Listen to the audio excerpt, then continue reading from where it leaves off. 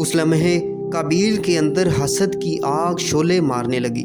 اس نے دانت پیسے، آنکھوں میں نفرت کی چمک آئی اور غصے سے بولا، میں تجھے ضرور قتل کروں گا تاکہ تم میری بہن سے نکاح نہ کر سکے۔ حابیل نے پرسکون لہجے میں جواب دیا، قربانی تو صرف متقیوں کی قبول ہوتی ہے بھائی، غصہ کیوں کرتے ہو؟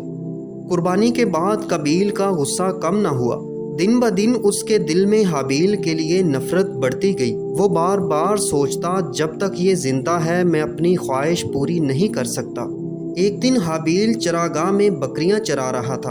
آدم علیہ السلام گھر پر نہ تھے اور قابیل تنہا وہاں پہنچ گیا۔